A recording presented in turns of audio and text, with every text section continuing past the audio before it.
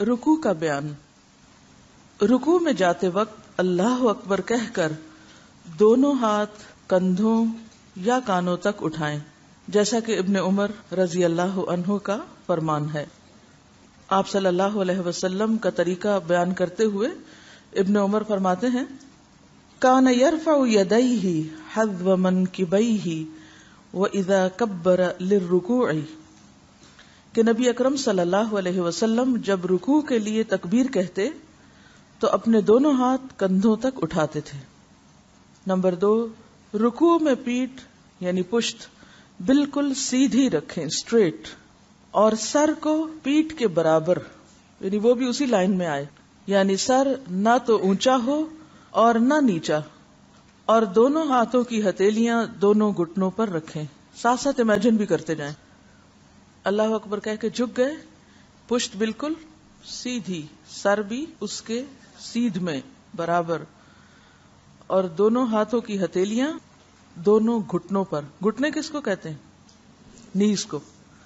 Number 3، ہاتھوں کی انگلیاں کشادہ رکھیں، یعنی ایسے اکڑا کے نہیں رکھیں ہاتھ، بلکہ نارمل طریقے سے، نہ تو ایسے اکڑا کے کھولیں اور نہ ہی اکڑا کے بند رکھیں، بلکہ بالکل نیچرل اور نارمل انداز میں گھٹنوں پہ رکھے ہوئے ہاتھ کھلے رکھیں۔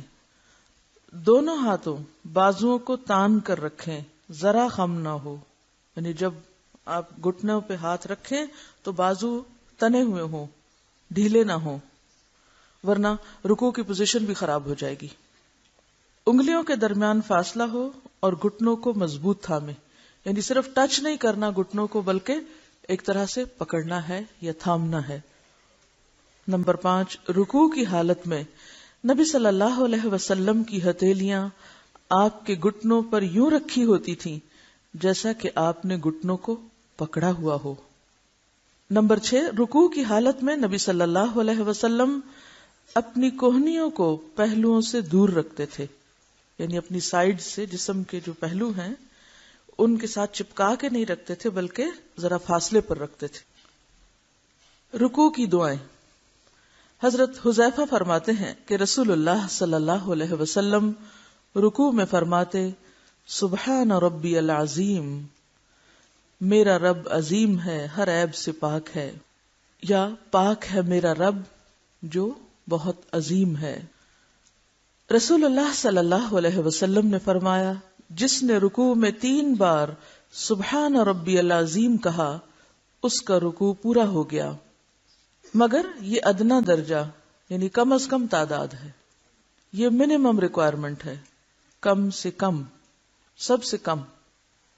نبی اکرم صلی اللہ علیہ وسلم رکوع میں 3 دفعہ پڑھتے تھے، سبحان اللہ و بحمدہ۔ آپ میں سے کتنے لوگ یہ پڑھتے ہیں رکوع میں؟ Very few. اللہ ہر عیب سے پاک ہے، ہم اس کی تعریف کے ساتھ اس کی پاکی بیان کرتے ہیں۔ نبی اکرم صلی اللہ علیہ وسلم رکوع میں فرماتے، سبحانک و بحمدک لا الہ الا انت، اے اللہ تیرے ہی لیے پاکی اور تعریف ہے، تیرے سوا کوئی معبود نہیں ہے۔ حضرت عائشہ رضی اللہ عنہا کہتی ہیں کہ نبی اکرم صلی اللہ علیہ وسلم اپنے رکوع میں اکثر کہتے تھے، سبحانک اللہم ربنا و بحمدک اللہم اغفر لی، اے ہمارے پروردگار، اے اللہ تو پاک ہے، ہم تیری تعریف بیان کرتے ہیں، یا الہی مجھے بخش دے۔ حضرت عائشہ رضی اللہ عنہا روایت کرتی ہیں کہ نبی اکرم صلی اللہ علیہ وسلم اپنے رکوع اور سجدے میں کہتے تھے، سبوح قدوس رب الملائکۃ والروح، فرشتوں اور روح کا پروردگار نہایت پاک ہے۔ فرشتوں اور روح یعنی جبریل علیہ السلام کا پروردگار نہایت پاک ہے، سبوح۔ حضرت عوف بن مالک رضی اللہ عنہ روایت کرتے ہیں کہ رسول اللہ صلی اللہ علیہ وسلم اپنے رکوع میں کہتے تھے، سبحان ذی الجبروت والملکوت والکبریاء والعظمت، قہر یعنی غلبے، بادشاہی، بڑائی اور بزرگی کا مالک اللہ نہایت ہی پاک ہے۔ حضرت علی رضی اللہ عنہ سے روایت ہے کہ رسول اللہ صلی اللہ علیہ وسلم رکوع میں یہ پڑھتے، اللہم لک رکعت وبک آمنت ولک اسلمت خشع لک سمعی وبصری ومخی وعزمی وعصبی. اے اللہ میں تیرے آگے جھک گیا، تجھ پر ایمان لایا، تیرا فرما بردار ہوا. میرا کان، میری آنکھ، میرا مغز، میری ہڈی اور میرے پٹھے تیرے آگے عاجز بن گئے. یقیناً آپ میں سے بہت سے لوگ ایسے ہوں گے جنہیں آج پہلی مرتبہ یہ دعائیں پتہ چلی ہوں گی. اس سے ہم اپنی جہالت کا اندازہ لگا سکتے ہیں کہ ہم سنت کو کتنا جانتے ہیں. عمل تو پھر بعد کی بات ہے نا، عمل کے لیے تو جاننے کی ضرورت ہوتی ہے. پھر ہم شکایت کرتے ہیں ہماری نمازوں میں خشوع نہیں. خشوع اس لیے نہیں ہوتا کہ ہم تبدیلی نہیں کرتے، چینج نہیں کرتے. بس رٹے رٹائے جملے جو ایک دفعہ بچپن میں ماں باپ نے کسی مشقت سے سکھا دیے، بس انہی کو آج تک دہرا رہے ہیں 40 سال سے. اور آپ دیکھیے کہ جب انسان واقعی رکوع میں جھک کے محبت کے ساتھ اللہ کی ایسی پاکیزگی اور تسبیح بیان کرے، ہو سکتا ہی نہیں کہ نماز میں خشوع نہ آئے یا دل نہ لگے یا وہ لطف محسوس نہ ہو. تو اصل میں کمی ہمارے اندر ہے، اسباب ہم نہیں جانتے کہ وجہ کیا ہے. یعنی اللہ سے محبت کا والہانہ انداز ہے. رکوع کے وقت جو ہمارے احساسات ہونے چاہیے، جو جذبات ہمارے اندر ہونے چاہیے، ان سب کا اظہار ہے ان دعاؤں میں. اگلا موضوع ہے اطمئنان، یعنی سکون، ٹھہراؤ. یہ نماز کا رکن ہے، نماز کا حصہ ہے. حضرت ابو ہریرہ رضی اللہ عنہ سے روایت ہے کہ ایک شخص مسجد میں داخل ہوا. رسول اللہ صلی اللہ علیہ وسلم مسجد کے کونے میں تشریف فرما تھے. امیجن کیجئے شخص مسجد میں آتا ہے، آپ کونے میں بیٹھے ہیں. اس شخص نے نماز پڑھی اور رکوع، سجود، قوم اور جلسے کی رعایت نہ کی، اور جلدی جلدی نماز پڑھ کر رسول اللہ صلی اللہ علیہ وسلم کی خدمت میں حاضر ہوا اور آپ کو سلام کیا. آپ نے فرمایا وعلیکم السلام، واپس جاؤ، پھر نماز پڑھو، اس لیے کہ تو نے نماز نہیں پڑھی. صلی فإنک لم تصلی. وہ گیا، پھر نماز پڑھی جس طرح پہلے جلدی جلدی پڑھی تھی. پھر آیا اور سلام کیا. آپ نے پھر فرمایا وعلیکم السلام، جاؤ پھر نماز پڑھو کیونکہ تو نے نماز نہیں پڑھی. صلی فإنک لم تصلی. اس شخص نے تیسری یا چوتھی بار ایسے ہی نماز پڑھنے کے بعد کہا آپ مجھے نماز پڑھنے کا صحیح طریقہ سکھا دیں. تو آپ نے فرمایا جب تو نماز کے ارادے سے اٹھے تو پہلے خوب اچھی طرح وضو کر، خوب اچھی طرح وضو کر، یعنی وضو درست ہو کیونکہ یہ پہلا قدم ہے اچھی نماز کے لیے. پھر قبلہ رخ کھڑا ہو، تکبیر تحریمہ کہہ، پھر قرآن مجید میں سے جو تیرے لیے آسان ہو پڑھ، پھر رکوع کر، یہاں تک کہ اطمینان سے رکوع پورا کر، پھر رکوع سے سر اٹھا یہاں تک کہ قومہ میں سیدھا کھڑا ہو جا. قومہ کا لفظ قیام سے ہے، رکوع کے بعد کھڑے ہونے کو کہتے ہیں. پھر سجدہ کر یہاں تک کہ اطمینان سے سجدہ مکمل کر، پھر اطمینان سے اپنا سر اٹھا اور جلسہ میں بیٹھ جا. پھر سجدہ کر یہاں تک کہ اطمینان سے سجدہ پورا کر، پھر سجدے سے اپنا سر اٹھا اور دوسری رکعت کے لیے سیدھا کھڑا ہو جا. پھر اس طرح اپنی تمام نماز پوری کر. اس حدیث میں جس نمازی کا ذکر ہے وہ رکوع اور سجود بہت جلدی جلدی کرتا تھا، قومہ اور جلسہ اطمینان سے ٹھہر ٹھہر کر نہیں کرتا تھا. لہذا رسول اللہ صلی اللہ علیہ وسلم نے ہر بار اسے فرمایا کہ پھر نماز پڑھ کیونکہ تو نے نماز پڑھی نہیں. آپ نے ان ارکان کی ادائیگی میں عدم اطمینان کو نماز کے باطل ہونے کا سبب قرار دیا. اس حدیث سے اور کیا سیکھا آپ نے؟ اس میں آپ نے سکھانے کا طریقہ سیکھا کہ کسی کی نماز درست کرنا ہو تو کتنے صبر و تحمل کی ضرورت ہوتی ہے، جلدی نہیں. ہم اگر کسی کو غلط نماز پڑھتے ہوئے دیکھیں تو کیا کرتے ہیں؟ اس کی نماز میں ہی خلل ڈال دیتے ہیں، وہیں بولنا شروع کر دیتے ہیں، یا آپس میں کوئی اور پاس بیٹھا تو اس سے تبصرہ شروع کر دیتے ہیں، یہ دیکھو نماز کیسے پڑھ رہا ہے. اصلاح کا یہ طریقہ درست نہیں. اگر آپ لوگوں کی اصلاح چاہتے ہیں، لوگوں کو سکھانا چاہتے ہیں، تو آپ کو صبر و تحمل سے کام لینا ہوگا. کیونکہ جب کوئی شخص غلط کام کر رہا ہوتا ہے تو اس وقت خود کو روکنا بہت مشکل کام ہوتا ہے. اب آپ دیکھیں کہ ایک دفعہ فرمایا پھر جا کے پڑھ لو، تم نے نماز نہیں پڑھی. وہ پھر جاتا ہے وہی کچھ کرتا ہے، دوسری بار، تیسری بار، چوتھی بار، اور پھر وہ خود پوچھتا ہے.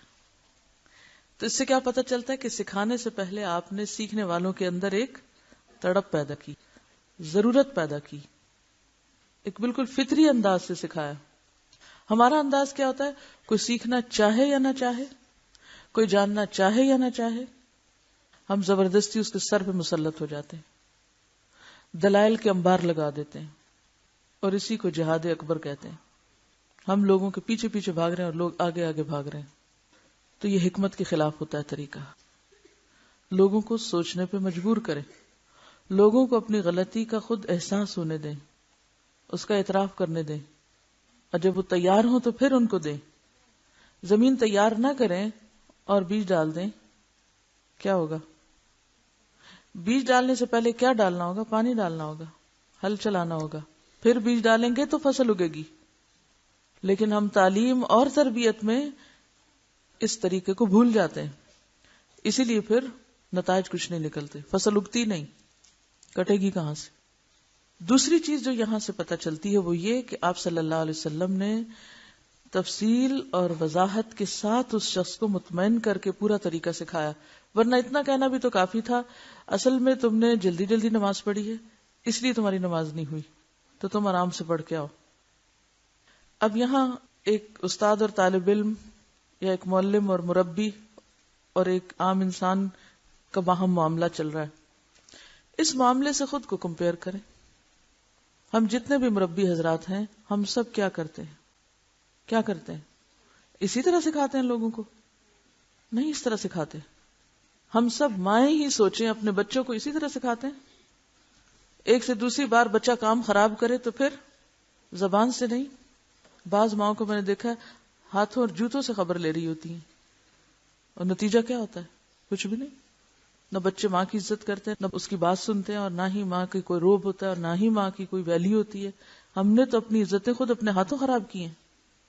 اور یہ سب بے صبرا پن ہے نا، بنیادی طور پہ بے صبرا پن ہے. یہاں سے یہ بات بھی پتہ چلتی ہے کہ جب اس شخص نے سیکھنے کی طلب ظاہر کی تو آپ نے صرف اس پوائنٹ کو نہیں لیا جو اصل خرابی کا تھا، آپ نے اس کی جڑ پکڑی کہ یہ خرابی یہاں نہیں، اس سے پیچھے سے آ رہی ہے. کہ اچھی نماز کے لیے پہلے اچھا وضو ضروری ہے، تو آپ نے وضو سے ابتدا کی کہ وضو اچھا کرو. یعنی آپ نے اس شخص سے جو بار بار ایک ہی چیز کرنے کو کہا، حالانکہ وہ غلطی ہی دہرائے چلے جا رہا تھا، تو بھی آپ نے صبر سے کام لیا. اور یہ انتظار کیوں کیا؟ کہ وہ شخص خود اپنی غلطی کو جان سکے. ایک ہوتا ہے ہم کسی کو اس کی غلطی بتاتے رہیں، اور دوسرا کیا ہوتا ہے کہ اس کو ایسے پوائنٹ پر لے آئیں کہ وہ مان جائے کہ ہاں یہ میری غلطی ہے. اس میں وقت لگتا ہے، صبر چاہیے ہوتا ہے. جب آپ کسی کو بتاتے ہیں یہ غلطی، یہ غلطی، یہ غلطی، تو بعض اوقات تو اس کو سمجھ بھی نہیں آتی کہ کیا غلطی. اور جب صبر کے ساتھ آپ معاملہ کرتے ہیں تو دوسرا شخص خود دیکھ لیتا ہے کہ کہاں غلطی. اور یہی تعلیم پھر مستقل طور پہ اثر انداز ہوتی ہے اور وہ کردار میں جم جاتی ہے. جو کام جتنی جلدی ہوتا ہے اتنی ہی جلدی ختم بھی ہوتا ہے. ایسا خوبصورت انداز اختیار کریں کہ جس سے اس کو پتہ چلے کہ ہاں وہ غلطی کر رہا ہے، اس کے دل میں ایک بے چینی پیدا ہو جائے، نہ کہ ہم اگنور کر کے اٹھ جائیں اچھا کرتا رہے غلطی نہیں. ایسا نہیں کہ غلطی کرنے والے کو چھوڑ کے چلے جائیں خود. آپ یہاں سے خود نہیں چلے گئے، یا یہاں آپ نے یہ نہیں کیا کہ ٹھیک ہے کرتا ہے تو کرتا رہے. یہ نہیں ہے مطلب یہ کہ وہ ایک پوری نگرانی میں اس عمل کو درست کیا جائے صبر کے ساتھ. اور سب سے اہم بات جو اس حدیث سے پتہ چل رہی ہے وہ یہی کہ اطمینان کے بغیر جلد بازی میں پڑی ہوئی نماز ہی نہیں. اسی لیے ایک اور حدیث میں آتا ہے، حضرت ابو مسعود انصاری رضی اللہ عنہ روایت کرتے ہیں کہ رسول اللہ صلی اللہ علیہ وسلم نے فرمایا، آدمی کی نماز قبول نہیں ہوتی یہاں تک کہ رکوع اور سجدے میں اپنی پیٹھ سیدھی نہ کرے.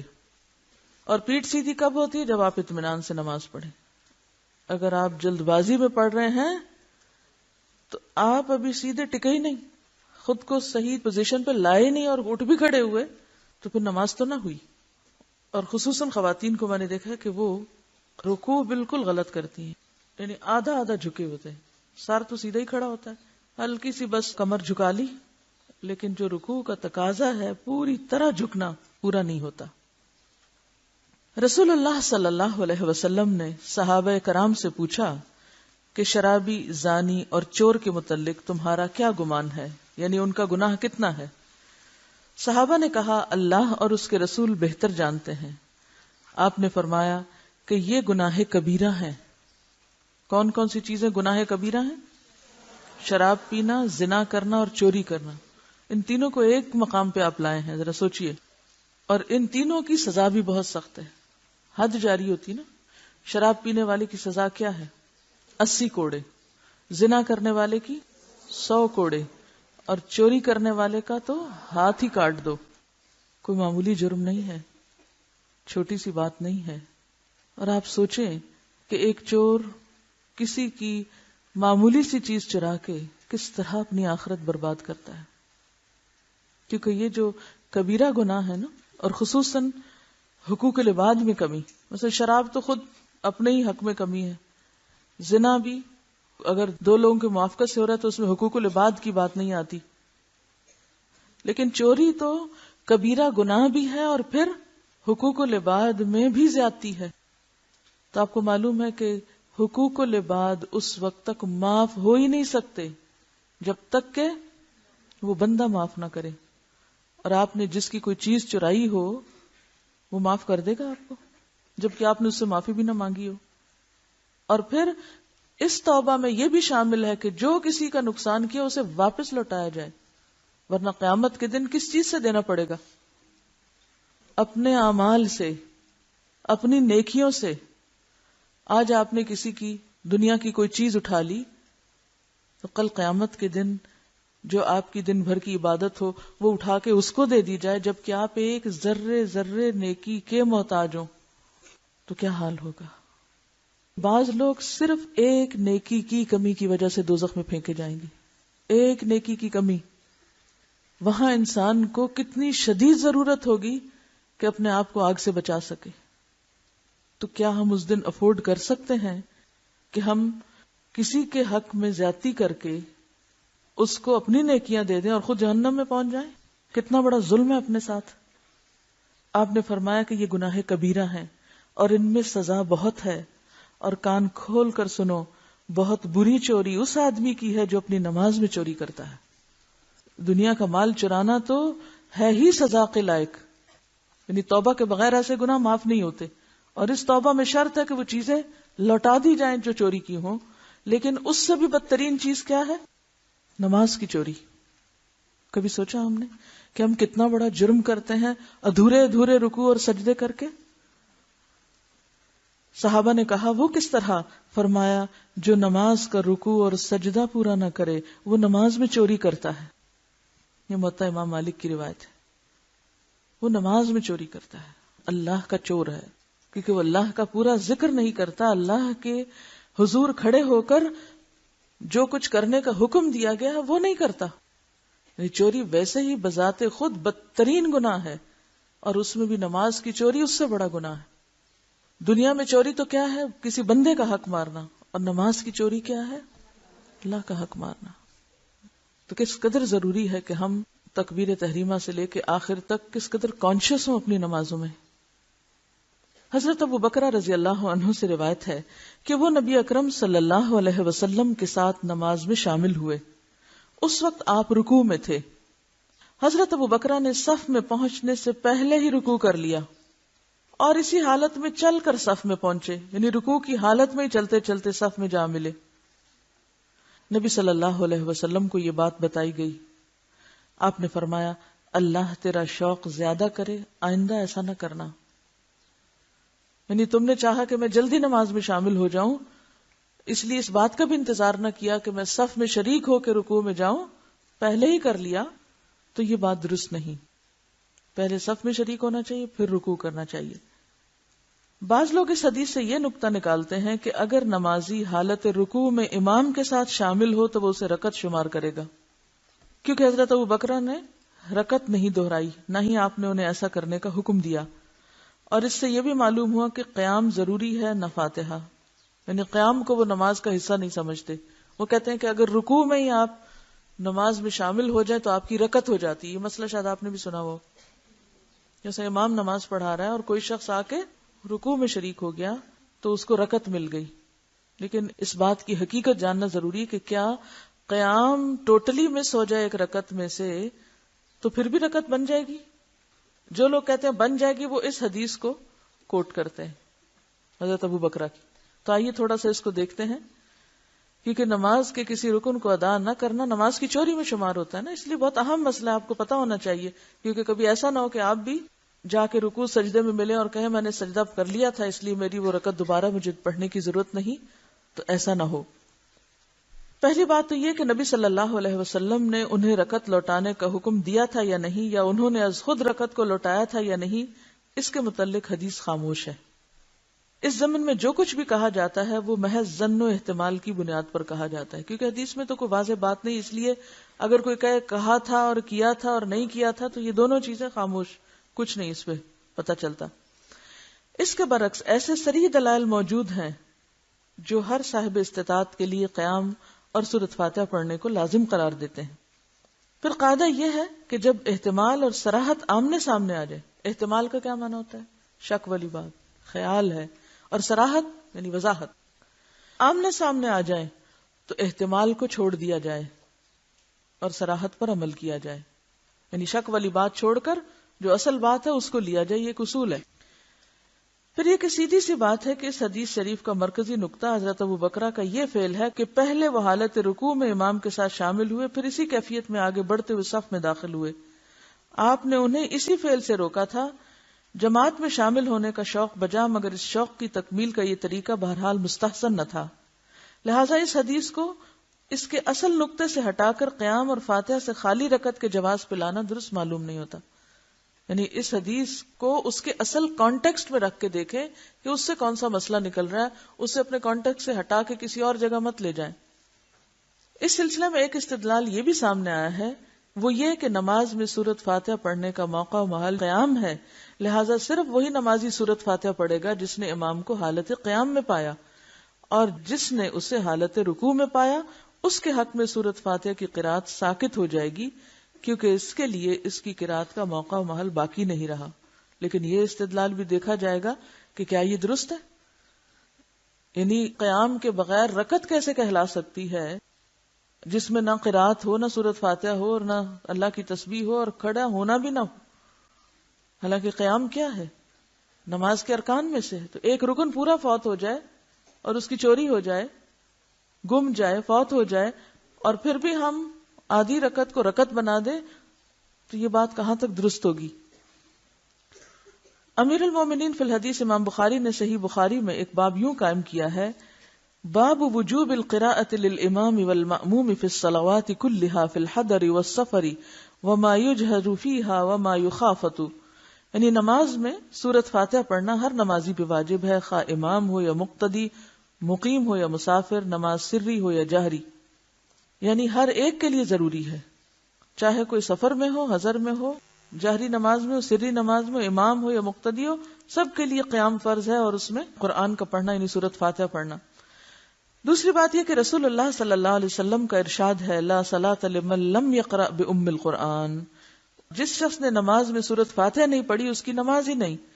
اس سے معلوم ہوا کہ اگر ایک رکعت میں بھی سورۃ فاتحہ رہ جائے تو ساری نماز نہیں ہوتی، کیونکہ سورۃ فاتحہ پڑھنا نماز کا رکن ہے، اور رکن کسی بھی مقام سے رہ جائے نماز ناقص ہو جاتی ہے. جیسا کہ صحیح مسلم میں حضرت ابو ہریرہ سے روایت ہے کہ نبی اکرم صلی اللہ علیہ وسلم نے 3 بار فرمایا، من صلی صلاة لم یقرأ فیہا بأم القرآن فہی خداج ثلاثا غیر تمام. یعنی یہ صحیح مسلم میں آتی ہے روایت، اور اس میں 3 بار آپ نے ایک بات تاکید سے فرمائی کہ جس نے نماز میں سورۃ فاتحہ نہیں پڑھی اس کی نماز ناقص اور نامکمل ہے. یعنی یہ بات 1 نہیں 2 نہیں 3 بار آپ نے فرمائی کہ سورۃ فاتحہ کے بغیر نماز نامکمل ہے، خداج ہے. خداج کہتے ہیں بالکل اسی طرح جیسے ایک حاملہ اونٹنی وقت سے کچھ ماہ پہلے اپنا ناقص الخلقت بچہ گرا دے تو وہ کسی کام کا نہیں ہوتا، اس بچے کو عربی میں خداج کہتے ہیں. خداج کیا ہے؟ ادھورا بچہ، قبل از وقت پیدا ہوا بچہ، ناقص بچہ.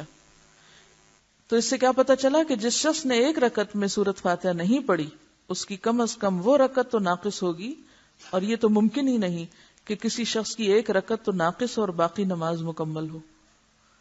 تو یہاں سے یہ بات بھی یاد رکھیے کہ اگر آپ کبھی نماز با جماعت میں شریک ہوں تو جہاں پر امام ہو وہیں آپ شامل ہو جائیں، اور جو حصہ باقی بچے وہ امام کے سلام پھیرنے کے بعد آپ سلام پھیرے بغیر اٹھ کر اپنی ایک یا دو یا جتنی بھی رکعت مکمل ہوئی اسے مکمل کر لیں.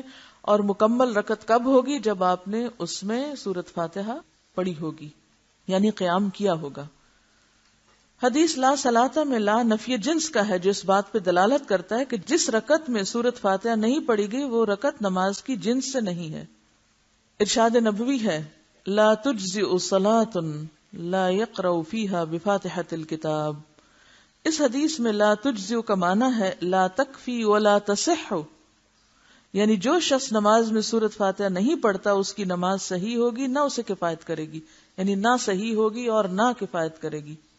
اب جس رکعت میں فاتحہ نہیں پڑھی گئی کم از کم وہ رکعت تو صحیح نہ رہی، اس لیے اسے صحیح کرنے کے لیے ضروری ہے کہ وہ رکعت سورۃ فاتحہ سمیت دوبارہ پڑھی جائے.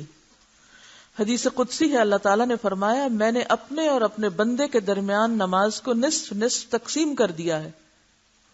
کیا فرمایا؟ میں نے اپنے اور بندے کے درمیان نماز کو نصف نصف تقسیم کر دیا ہے. حدیث کے مطابق یہاں نماز سے مراد سورۃ فاتحہ ہے، جس کا نصف اول اللہ تعالیٰ کی حمد و ثنا، بزرگی، بڑائی اور توحید عبادت پر مشتمل ہے، جبکہ نصف ثانی بندے کی دعاؤں پر مشتمل ہے. جب بندہ نماز میں سورۃ فاتحہ پڑھ رہا ہوتا ہے تو اللہ تعالیٰ ان دعاؤں کی قبولیت کا اعلان فرماتے ہیں، لیکن جو نمازی ایک رکعت میں سورۃ فاتحہ پڑھتا ہی نہیں تو اس کی وہ رکعت اللہ کے اس انعام عظیم سے محروم رہتی. ٹھیک ہے. تندرست اور صاحب استطاعت آدمی کے لیے نماز میں قیام کرنا ضروری ہے. جس طرح رکوع یا سجدے کے بغیر نماز نہیں ہوتی، اسی طرح قیام یا فاتحہ کے بغیر بھی اس کی نماز نہیں ہوتی. یعنی قیام نماز کے اندر کیا ہے؟ فرض ہے. لہٰذا یہ کہنا قرین انصاف نہیں کہ جس نے امام کو حالت رکوع میں پایا اس کے حق میں سورۃ فاتحہ کی قرات ساقط ہو جائے گی، کیونکہ اس کے لیے اس کی قرات کرنے کا موقع و محل باقی نہیں رہا. اس کے برعکس یوں کہنا چاہیے چونکہ اس شخص کی نماز سے دو اہم رکن قیام اور فاتحہ رہ گئے، لہٰذا اسے یہ رکعت دوبارہ پڑھنی چاہیے. حضرت ابوبکر کی حدیث میں لا تعود کے جو الفاظ ہیں ان میں تین وجوہ ممکن ہے. ایک تو وہی جو اکثر محدثین نے بیان کی، لا تعود یعنی آئندہ ایسا نہ کرنا. دوسری لا تعد یعنی تو رکعت نہ دوہرا. تیسری لا تعدو یعنی دوڑ کر نہ آیا کر. اب آپ دیکھیں زبر زیر کے فرق سے معنی میں کتنا فرق پڑ رہا ہے. اب قاعدہ یہ ہے کہ اذا جاء الاحتمال بطل الاستدلال، یہ ایک اصول ہے. یعنی جس دلیل میں کئی احتمال ہوں اسے کسی خاص مسئلے کی دلیل بنانا درست نہیں ہوتا. لہذا ٹھوس دلائل کو نظر انداز کرتے ہوئے متعدد معنی کا احتمال رکھنے والے لفظ لا تعود سے استدلال کرنا صحیح نہیں.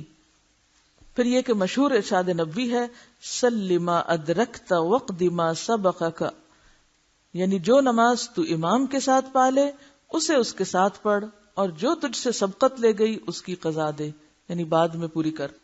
تو جو شخص ایک رکعت کا قیام نہیں پا سکا، ظاہر بات ہے کہ قیام اس سے سبقت لے گیا، پہلے ہی ہو گیا. سبقت لے گیا کا مطلب پہلے ہو چکا. لہذا وہ فرمان نبوی وقد ما سبقک کا شرعاً مأمور ہے، اور اس حکم کی تعمیل کا اس کے علاوہ اور کوئی طریقہ نہیں کہ وہ اس رکعت کو دوبارہ پڑھے جس سے اس کا قیام اور فاتحہ رہ گئی. نبی صلی اللہ علیہ وسلم کا ایک فرمان یہ بھی ہے من وجدنی قائما او راکعا او ساجدا فلیکن معی علی الحال التي انا علیہا. جو شخص مجھے قیام، رکوع یا سجدے کی حالت میں پائے وہ اسی حالت میں میرے ساتھ شامل ہو جائے. اس سے معلوم ہوا کہ کسی مقتدی کے لیے جائز نہیں کہ وہ امام کی مخالفت کرے، یعنی امام تو رکوع کر رہا ہو اور مقتدی قیام کر رہا ہو. ارشاد باری تعالیٰ ہے وما آتاکم الرسول فخذوہ، یعنی رسول اللہ صلی اللہ علیہ وسلم جو کچھ تمہیں دیں لے لو. پھر آپ نے یہ بھی فرمایا صلو کما رأیتمونی اصلی. تو اس میں دونوں ہی باتیں ملتی ہیں کہ آپ نے حکم بھی دیا ہے اور آپ نے کر کے بھی دکھایا ہے. لہٰذا کوئی ایسا کام لفظوں کے کئی معنوں کے احتمال سے ایک لفظ کو بنیاد بنا کر اصل حکم کو چھوڑ دینا، یہ استدلال کا درست طریقہ نہیں. وآخر دعوانا ان الحمد للہ رب العالمین. سبحانک اللہم وبحمدک نشہد ان لا الہ الا انت نستغفرک ونتوب الیک.